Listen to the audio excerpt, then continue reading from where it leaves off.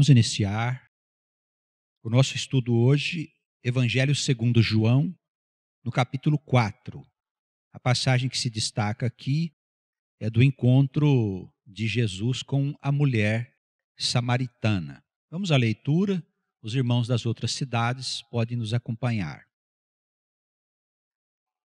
E quando o Senhor entendeu que os fariseus tinham ouvido que Jesus fazia e batizava mais discípulos do que João, ainda que Jesus mesmo não batizava, mas os seus discípulos, deixou a Judéia e foi outra vez para a Galiléia.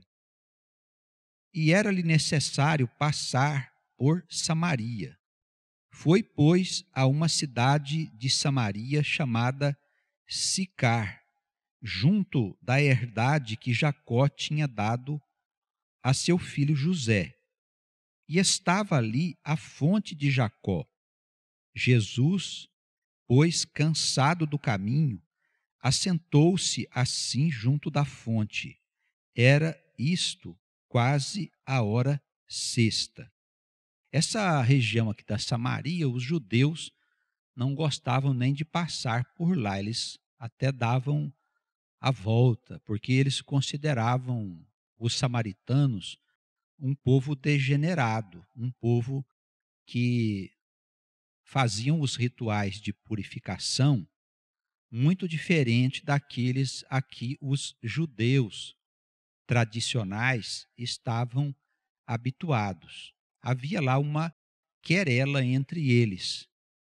E Jesus ele não agia dessa forma, tanto que nessa passagem, ele, quando estava indo para a Galiléia, ele passou na Samaria, e lá ele encontrou com uma mulher, conforme nos diz aqui o texto. Era quase meio-dia, né? Essa hora sexta, e era o meio-dia. Jesus estava com sede, estava cansado da viagem, de caminhar.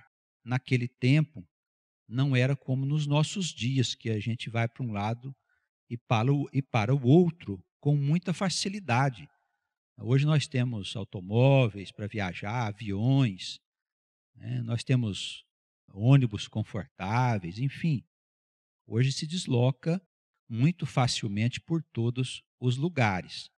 E naquele tempo tudo era muito difícil. Eles caminhavam mesmo. E as viagens eram cansativas. Jesus estava cansado e parou aí num lugar. Era uma região onde Jacó havia vivido e tinha ali uma fonte de águas. A partir do versículo 7, a narrativa diz assim: veio uma mulher de Samaria tirar água. E Jesus lhe disse: dá-me de beber, porque os seus discípulos tinham ido à cidade comprar comida. Disse-lhe, pois, a mulher samaritana: como, sendo tu judeu, me pedes de beber a mim, que sou samaritana? A mulher levantou a tal questão lá do desentendimento entre os judeus e os samaritanos. Como é que você, o senhor sendo judeu, fala comigo, uma mulher que sou samaritana? Veja que está aí entre parênteses, o evangelista coloca que os judeus não se comunicavam com os samaritanos. Jesus respondeu e disse-lhe: se tu conheceras o dom de Deus, e quem é o que te diz, dá-me de beber, tu lhe pedirias, e ele te daria água viva. E a mulher disse: Senhor, tu não tens com que atirar, e o poço é fundo. Onde, pois, tens a água viva? És tu maior do que o nosso pai Jacó, que nos deu o poço, bebendo ele próprio dele e os seus filhos e o seu gado? Jesus respondeu e disse-lhe: qualquer que beber desta água tornará a ter sede, mas aquele que beber da água que eu lhe der, nunca terá sede, porque a água que eu lhe der se fará nele uma fonte de água que salte para a vida eterna. Jesus responde para ela, não tratando agora mais da questão da água que mata a sede do corpo, mas ele se referia à água que mata a sede da alma. Ou seja, ele ensina para aquela mulher que ele tinha um bem mais precioso do que aquela água que estava no poço. Ela não compreende muito bem o que ele fala, porque ela diz: Senhor, mas o Senhor não tem com que tirar esta água, porque o poço é fundo. Como é que o Senhor está dizendo que tens uma água? E ele então fala do dom de Deus que havia nele e que ele teria vindo trazer.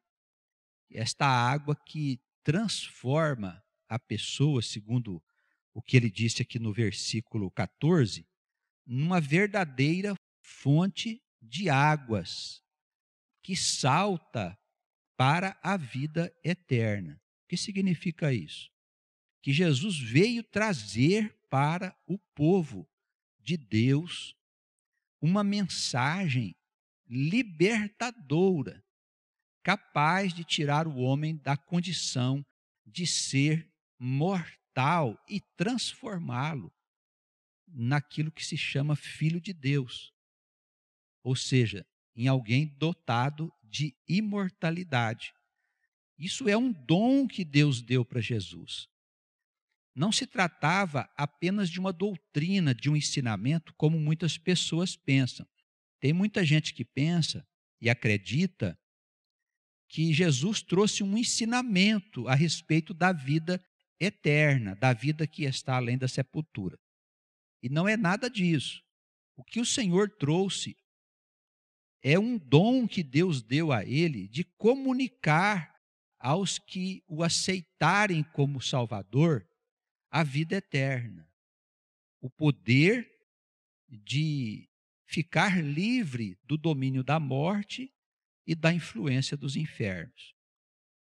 Jesus trouxe esta água maravilhosa da vida, chamada água da vida, que se comunica por meio da palavra anunciada.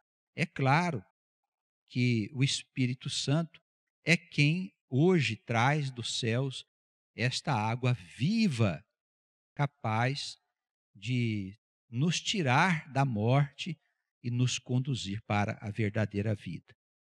Mas não só nos tira dessa morte e desse inferno e nos dá a imortalidade. Também ele nos faz ser portadores desse dom. Isso significa que nós podemos e devemos comunicar o dom de Deus às pessoas que nós conhecemos. E nesse ponto, a igreja precisa ser mais ativa. Nós temos, infelizmente, nos nossos dias, uma igreja acomodada. As pessoas estão acostumadas a ir na casa do Senhor para se beneficiar das coisas que o Senhor dá gratuitamente para elas. Tem alguns que até tentam pagar pelas coisas do Senhor, não é mesmo? Mas o Senhor precisa que as pessoas sejam fontes de águas vivas. E aí nós precisamos assumir a nossa condição de servos de Deus, de servos e de servas do Senhor, para comunicar as boas novas.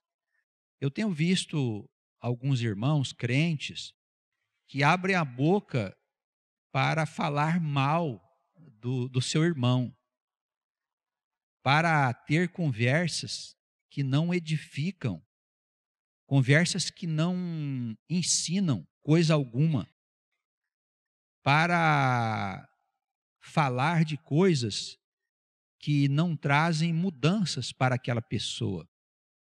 E se nós somos servos de Deus e servas, e queremos cumprir a vontade de Deus, exercitando em nós os dons do Espírito, Nós precisamos abrir a nossa boca para a edificação. Nós somos a imagem do Senhor aqui na terra, lâmpadas do Senhor. E como é que nós vamos iluminar se abrimos a nossa boca para falar o que não convém? Nós temos que ser vigilantes nesse sentido, irmãos. Além de não fazer, ainda fazemos o que não convém. Além de não sermos esses servos e servas a comunicar esta água viva aos que estão com sede, não falo aqui da sede do corpo, mas da sede do espírito, nós ainda falamos coisas indevidas. Precisamos olhar para nós mesmos para saber se nós estamos cumprindo a vontade de Deus em nós. Porque, irmãos, não basta dizer Senhor, Senhor. Não basta a gente bater no peito e falar que é crente. Não basta enfeitar o banco da igreja. Não adianta nada a gente participar do coral, cantar, louvar a Deus, se nós não fazemos a vontade de Deus, do Deus vivo. Não é de um Deus que apenas tem esse nome dentro da igreja e lá fora nós seguimos esquecidos deste Deus. Esse Deus precisa ser vivo em nós para que a gente se transforme nesta fonte de águas vivas a que fala aqui o Senhor. Jesus, como ele era um mestre, um profundo médico das almas, ele aproveitava todos os instantes da sua vida para ensinar. Veja que até numa passagem que o seu corpo teve sede, e ele foi conversar com essa mulher samaritana, ele aproveitou esse momento para falar para ela da água da vida. Como é que nós fazemos quando nós estamos na nossa vida lá fora? Será que temos oportunidade de falar às pessoas sobre Cristo? Que Ele pode mudar a nossa vida, que Ele pode trazer solução para a vida das pessoas que estão lá fora, perdidas, sem saberem para onde elas vão? Nós temos falado para essas pessoas ou nós temos ficado calados? Como muita gente fica calada. Nós precisamos, irmãos, deixar que o Espírito Santo possa fazer de nós instrumentos da anunciação do Evangelho que salva. Vamos dar sequência aqui no versículo 15. A mulher disse para Jesus: Senhor, dá-me dessa água para que não mais tenha sede e não venha aqui tirá-la. Ela ainda está pensando que ele se refere a uma água que mata a sede do corpo. Veja como existe uma resistência nas pessoas para receber a verdade. Dentro da igreja do Senhor, existe um ponto de vista que é carnal e temporal e terreno. E que o homem que não é espiritual, ele se deixa envolver por esse ponto de vista, pensando que ele está agradando a Deus. E existe um outro ponto de vista, que é o ponto de vista do Espírito, que trata das coisas eternas. Jesus mostra aqui esses dois lados. O homem tem dificuldade para aceitar as coisas do Espírito, porque elas são abstratas. As coisas do Espírito o homem não pode perceber com os olhos. O homem não pode perceber com o seu nariz, cheirando as coisas de Deus. Ele não pode experimentar com o seu paladar. Ele não pode tocar as coisas de Deus com os seus sentidos físicos. Por isso ele tem dificuldade de aceitar as coisas que vêm de cima. Mas se nós formos sinceros e verdadeiros, nós vamos ter vitória sobre essa resistência. Porque você, se estiver com o dom do Espírito, você é uma fonte de águas vivas. E a gente vai ver aqui que, apesar de toda a resistência, ele conseguiu tocar o coração dessa mulher samaritana. Disse-lhe Jesus: vai, chama o teu marido e vem cá. A mulher respondeu e disse: não tenho marido. E Jesus disse: disseste bem, não tenho marido, porque tiveste 5 maridos, e o que agora tens não é teu marido. Isso disseste com verdade. E a mulher disse: Senhor, vejo que és profeta. Jesus revelou com seu poder alguns fatos da vida daquela mulher. E Jesus, ele tinha esse dom de perceber as coisas que estavam se passando com as pessoas à sua volta, e mesmo à distância. Isso é um dom do Espírito, é um dom de revelação.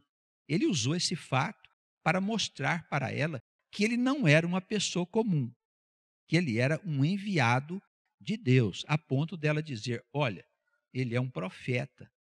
Não é? É um profeta esse homem, porque como ele pode saber de fatos ocultos da minha vida? Isso acontece também durante a pregação.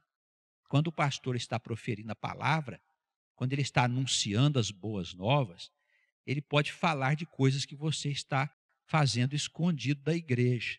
O pastor não sabe, mas o Espírito Santo sabe.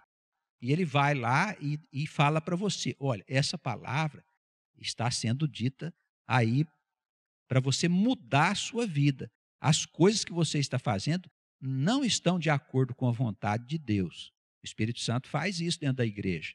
Pela boca do pastor, do pregador, do missionário, ele revela à igreja aquilo que está no oculto. Esses dons pertencem ao povo de Deus, pertencem aos servos de Deus. Aí Jesus revelou para ela este fato. E ela disse assim: Senhor, vejo que és profeta. Nossos pais adoraram neste monte, e vós dizeis que é em Jerusalém o lugar onde se deve adorar. E disse-lhe Jesus: mulher, crê-me que a hora vem em que nem neste monte, nem em Jerusalém, adorareis o Pai. Vós adorais o que não sabeis. Nós adoramos o que sabemos, porque a salvação vem dos judeus. Mas a hora vem, e agora é, em que os verdadeiros adoradores adorarão o Pai em espírito e em verdade. Por quê? Porque o Pai procura aqueles que assim o adorem. Amém? Jesus, ele coloca aqui a nós uma questão bastante oportuna para os nossos dias. Nós sabemos que os samaritanos costumavam adorar nos montes. Irmãos, existe dentro do meio evangélico um número de igreja considerável que leva os seus crentes para adorar nos montes. Sobem algumas montanhas por aí para fazer adoração. Isso é prática dos samaritanos. Existem algumas igrejas, um outro número de comunidades evangélicas que têm os seus templos e eles fazem adoração nesses templos, como se aquele lugar ali houvesse uma característica diferente de qualquer outro lugar aonde você fosse adorar. Jesus fala aqui dos dois tipos de adoração que eram comuns naqueles dias: adoração nos montes e adoração nos templos. E qual que é a verdadeira adoração? Ele disse: virá uma outra forma de adorar a Deus. Uma outra maneira de adorar a Deus. E ele diz assim, que viria o dia em que Deus seria adorado em espírito e verdade. O Pai procura aqueles que o adorarão em espírito e verdade. O que quer dizer isso? O que significa espírito e verdade? Espírito aqui nessa passagem bíblica quer dizer todas as coisas que você for fazer, elas precisam considerar o Senhor. Todas as suas ações, todas as suas atitudes precisam estar envolta no pensamento de Deus. Você precisa considerar o Senhor em todas as suas ações, em todos os seus atos, em todas as suas obras. Isso é adorar em espírito. O que quer dizer adorar em verdade? É segundo a verdade revelada por Jesus. Amém. Irmãos, Jesus, ele trouxe uma aliança nova. Ele tornou a aliança de Moisés uma aliança obsoleta. Uma aliança que não tem mais valor. Nós precisamos deixar de usar a Bíblia de maneira aleatória e irresponsável. As pessoas não podem ler o que querem na Bíblia. Eu disse bem, elas não podem ler o que querem. Elas precisam aprender na Bíblia. Porque você tem ido à Bíblia para buscar as coisas que justificam aquilo que você pensa, meu irmão. Minha irmã, o que você pensa não é de interesse nenhum para a igreja e para a comunidade. Você pode ter muitos bons pensamentos para você. O que interessa para nós é a palavra revelada por Cristo e pelos apóstolos. Isso é o que interessa para nós. As demais coisas, elas não nos interessam. Muito menos o que você acha ou deixou de achar da palavra de Deus. A palavra de Deus existe para dizer para nós o que é a verdade. Se eu quero adorar a Deus, eu preciso adorar a Deus em tudo o que eu for fazer, fundamentado naquilo que foi ensinado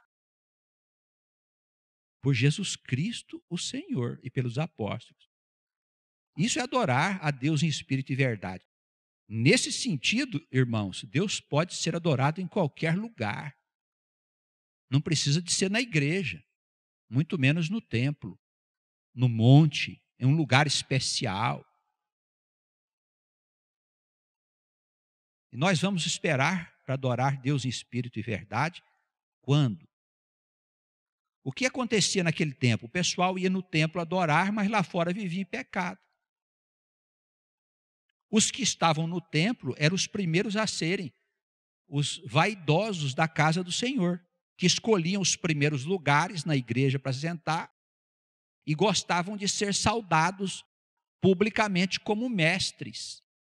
Esses eram os que queriam destaque dentro da casa do Senhor, os vaidosos. Esses adoravam no templo, outros subiam nos montes para adorar, porque pensavam que lá em cima estava mais perto de Deus. Porque Jesus foi orar no monte, todo mundo quer orar no monte também. É interessante que ninguém quer carregar a cruz de Cristo. Mas orar no monte onde ele foi orar, todo mundo quer subir no monte para orar. E você vai orar no monte para quê? Para pedir o quê para Jesus? Você pede coisas desse mundo. Não é verdade? Você não pede para ser salvo, para Jesus perdoar os seus pecados, para te dar a vida eterna, para te revelar os mistérios do céu. Você não pede isso. O que você pede? As quinquilharias da vida que vai passar daqui a pouco. Daqui a pouco a vida vai acabar, irmãos. Não vai sobrar nada. A Escritura, ela despreza a vida. Ou seja, o amor desmedido que as pessoas têm por uma vida que vai sumir daqui a pouco. E as coisas que você precisa se preocupar verdadeiramente relacionadas com a eternidade e com a vida que vai permanecer, você não dá importância. Então as pessoas oravam nos templos e oravam nos montes. Jesus disse, existe uma forma verdadeira de adoração. Os verdadeiros adoradores adorarão a Deus em espírito e verdade. Versículo 24, Deus é espírito. Não é pessoa não, irmãos. É espírito. E importa, é Jesus que está falando, não sou eu não, viu, irmão? Você que discorda, você que quer orar nos montes, você que quer orar na frente de todo mundo, lá no templo, para parecer que você é um justo, não sou eu que estou te falando, é Jesus que está te falando. Importa que os que adoram a Deus o adorem em espírito e verdade. Entendemos? Ficou claro? Estaria eu distorcendo a palavra de Deus para você não compreender a verdade? Está claro aqui, irmãos. Existe uma verdadeira forma de adoração.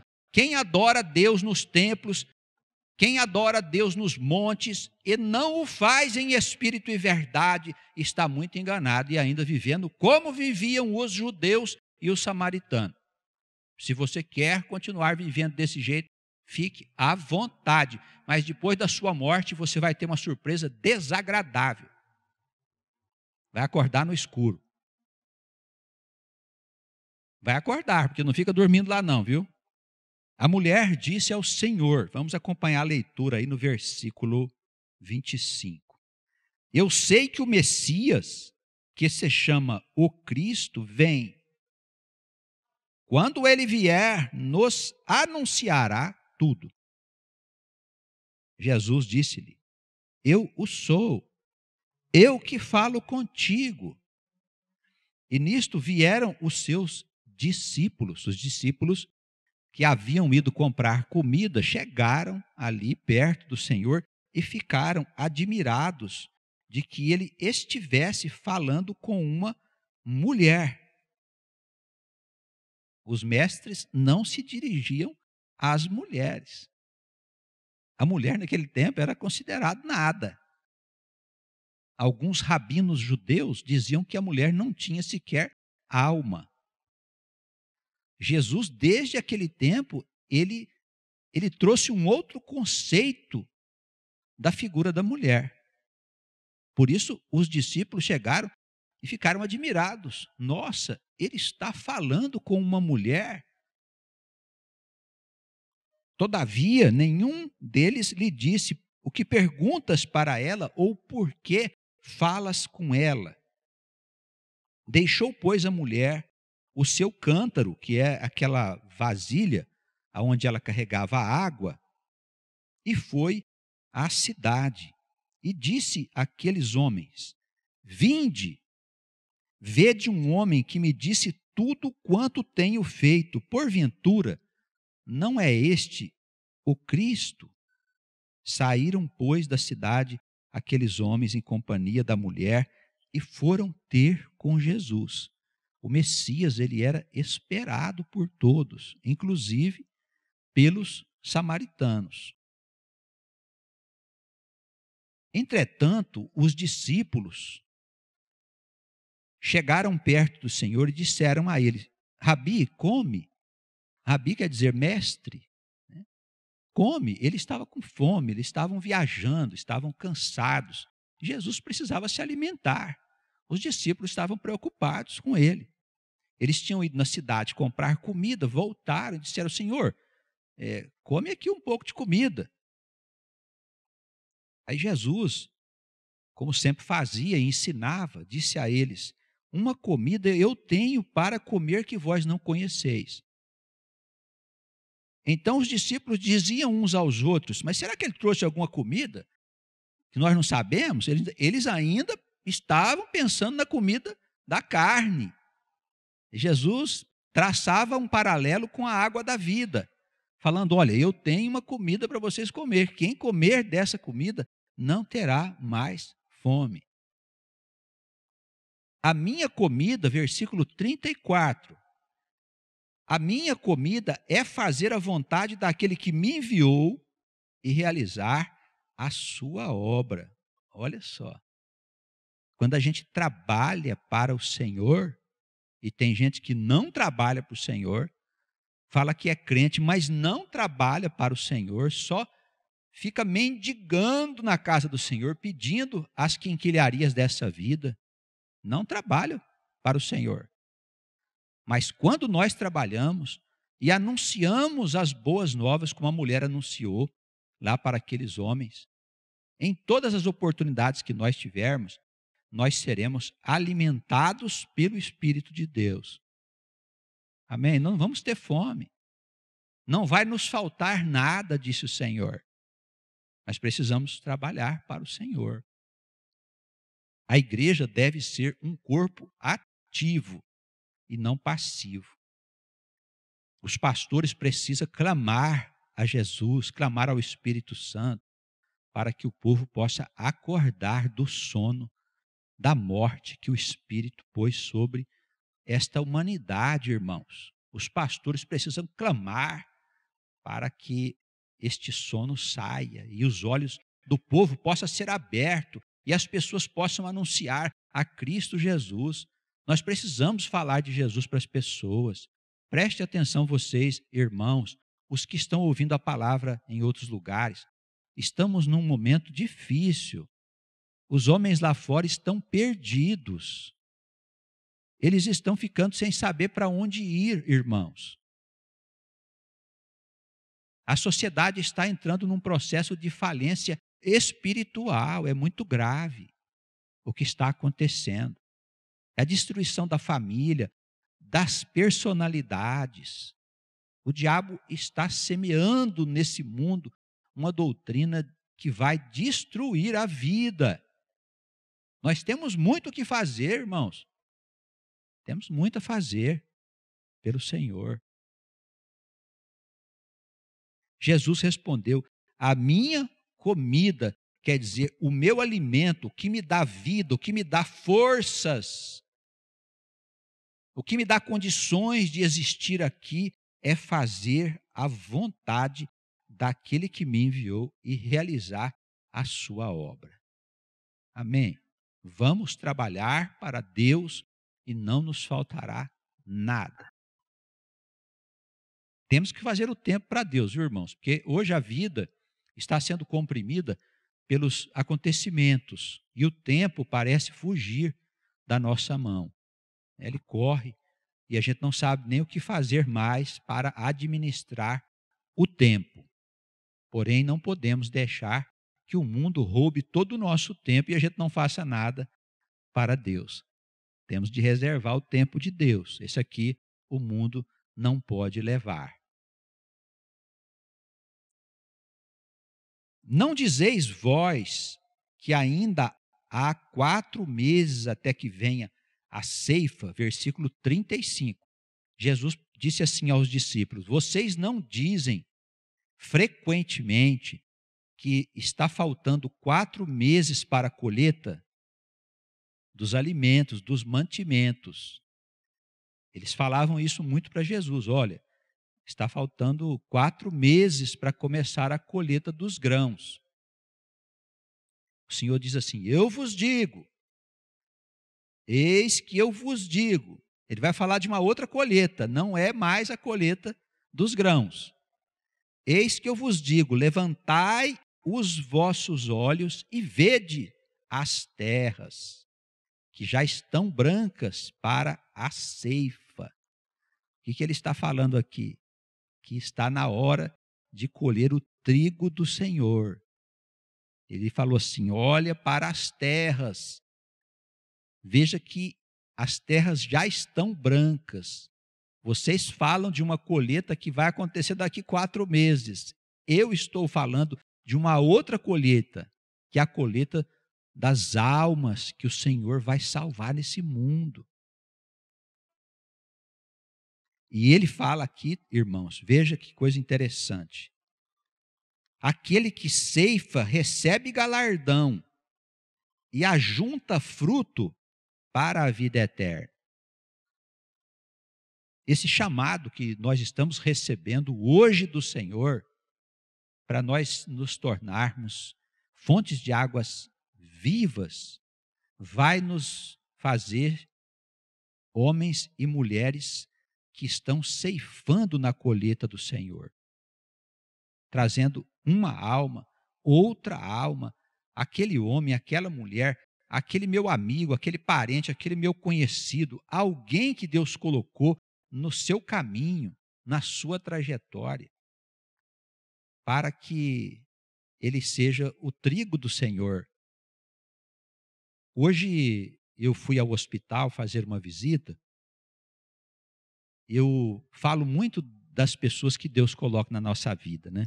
Eu estava lá na portaria para poder entrar, e é num horário diferente do horário das visitas. Daí eu disse ao moço que estava sentado na portaria: olha, eu vim fazer uma visita religiosa a uma irmã que está na UTI, deu o nome dela e tudo mais. E havia uma senhora do lado. Essa senhora estava na minha frente, tinha saído e ficou ali, parada. Não entrou. Daí ele me deu a ficha para subir, né, e tal, aqueles procedimentos normais da administração. E a mulher chegou perto de mim e disse assim: o senhor poderia passar no quarto 623 para orar para o meu filho que está doente? Olha só, eu fui lá esperando fazer só um serviço, o senhor pôs outro no meu caminho. Não é mesmo? Então a gente tem que estar atento a isso, não é? E aí eu fui lá, passei primeiro no quarto do filho dela e orei com ela direitinho. Ela é uma mulher crente, cristã, estava agoniada, o seu filho está ali com uma enfermidade bastante grave. Aí conversamos, eu a confortei, abençoei o menino, enfim, fiz todo o trabalho que a gente tem de fazer. Mas Deus está sempre pronto para colocar, inclusive, estranhos, entre aspas, na nossa frente no momento que nós não estamos esperando. E a gente tem que estar atento. A hora é agora, eu vou falar de Cristo para esse homem aqui, para essa mulher. Não é? Então Deus é maravilhoso.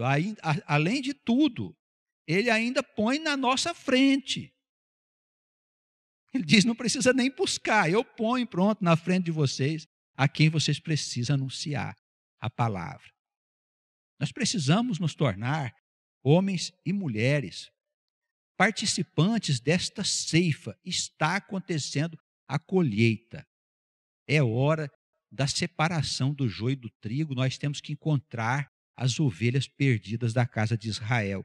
São almas que fazem parte do povo de Deus, esse povo escolhido, esse povo que vem sendo cuidado por Jesus há muito tempo, que vai ser os que vão governar a nova humanidade, vai estar à frente do novo mundo, a nova Jerusalém, a Jerusalém terrena e celestial, irmãos, novos céus e uma nova terra. Todos nós esperamos isso. Desde Abraão se espera essa promessa ser cumprida. Ela não foi cumprida ainda, vai se cumprir. E está na hora de nós encontrarmos essas ovelhas que estão apartadas do divino rebanho.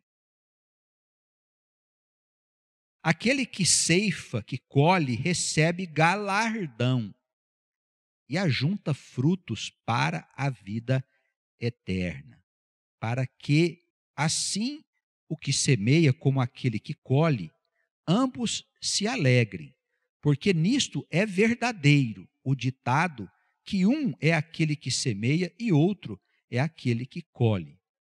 Eu vos enviei a ceifar, a colher onde vós não trabalhastes.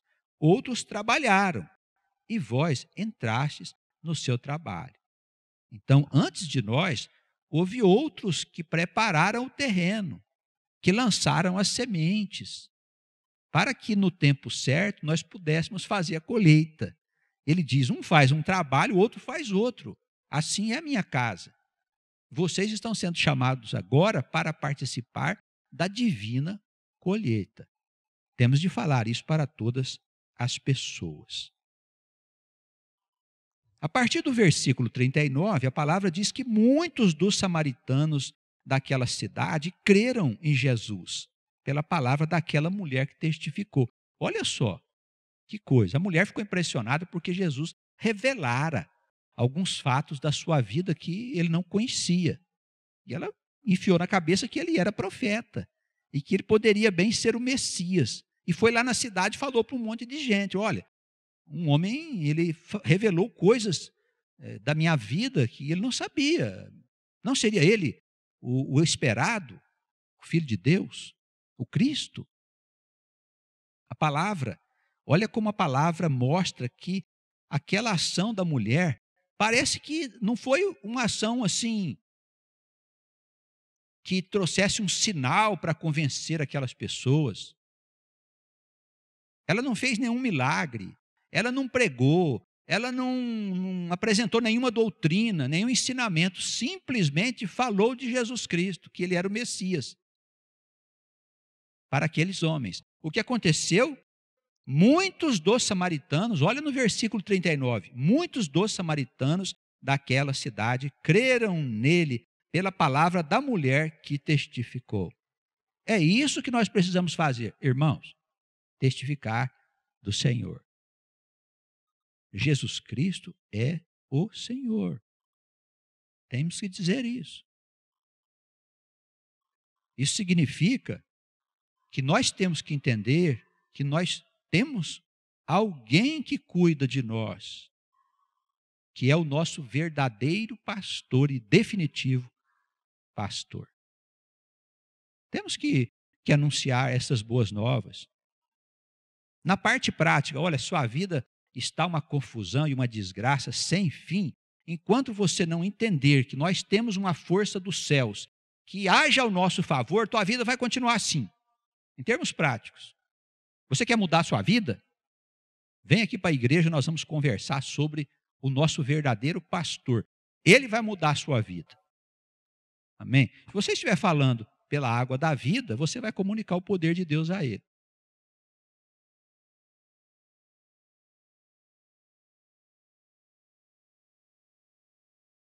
Indo, pois, ter com ele os samaritanos, rogaram-lhe que ficasse com eles. E ficou ali 2 dias, e muitos mais creram nele, agora por causa da sua palavra.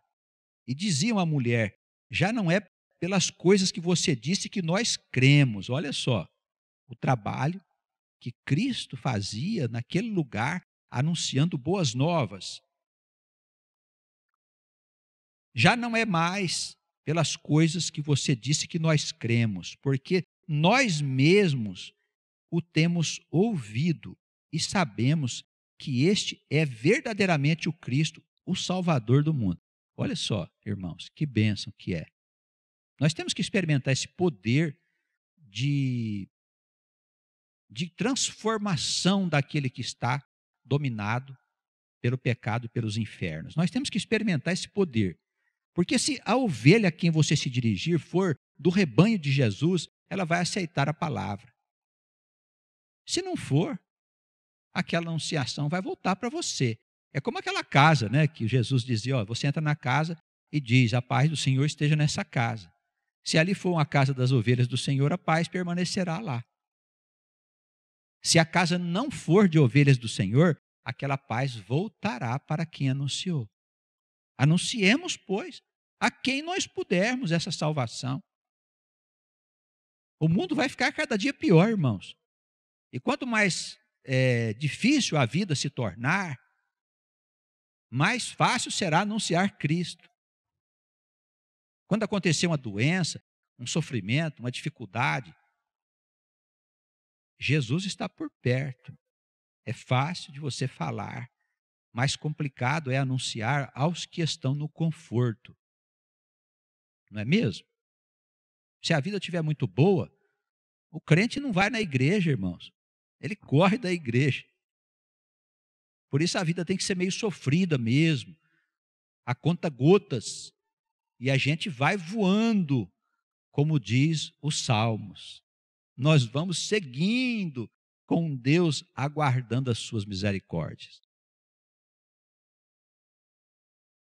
Jesus volta a Galiléia, versículo 43. Vamos concluir.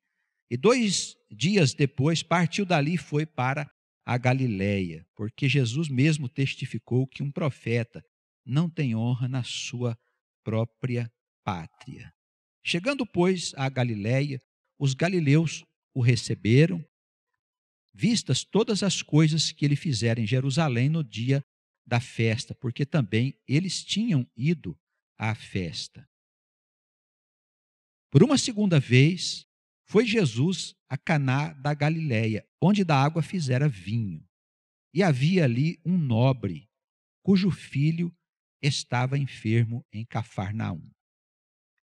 Ouvindo ele que Jesus vinha da Judéia para a Galiléia, foi ter com ele e rogou-lhe que descesse e curasse o seu filho, porque já estava à morte. Então Jesus lhe disse: se não virdes sinais e milagres, não crereis. E disse-lhe o nobre: Senhor, desce antes que meu filho morra. E Jesus disse: vai, o teu filho vive. E o homem creu naquela palavra que Jesus lhe disse e partiu. E descendo ele logo, saíram-lhe ao encontro os seus servos e lhe anunciaram, dizendo: teu filho vive. Jesus havia curado aquele menino, mesmo sem ter ido lá na casa do nobre. O poder de Deus, irmãos, ele age a qualquer distância. Para o Espírito não há espaço. Por isso, quando nós nos reunimos na igreja para orar para alguém que está enfermo, nós precisamos ter a certeza de que essas bênçãos, elas vão chegar com todo o poder de Deus àquela pessoa que está em outra cidade, em outro país, precisando dessa ajuda. Não é preciso que se vá até a casa do enfermo. Se ele estiver por perto, convém que a igreja vá, pois nessas ocasiões, sempre o Senhor coloca mais alguém por lá para receber a palavra. A gente poder distribuir a água da vida para essas criaturas que estão sedentas da água que mata a sede do Espírito. Tá bem? E conclui o texto dizendo assim: ele perguntou para os seus criados e servos em que horário que o seu filho havia ficado melhor. E eles disseram: ontem, às 7 horas, a febre o deixou. Entendeu, pois, o pai daquele menino que era aquela hora a mesma em que Jesus disse: o teu filho vive. E creu ele e toda a sua casa. Olha, essa ação do Espírito Santo transformou a vida daquele nobre. É isso que nós temos que anunciar. Por que ir curar? Por que orar para os doentes? Porque quando o Senhor faz a obra, aqueles que recebem esta bênção, eles se transformam. Veja que a casa dele toda creu, porque Jesus curou aquele menino. Amém? Olha, amados, não envolve aqui nenhum tipo de oferta ou obrigação que a pessoa tem de fazer para receber as bênçãos de Jesus. Em todo esse capítulo, as instruções de Jesus, elas fazem parte do amor gratuito de Deus àqueles que precisam da água da vida. Não existe nenhum pedido para a pessoa fazer isso ou aquilo. Simplesmente, o Senhor, ele ajudava a todos aqueles que crescem que ele era o Messias, o Salvador do mundo. Jesus fez este segundo milagre quando ia da Judéia para a Galiléia. Amém.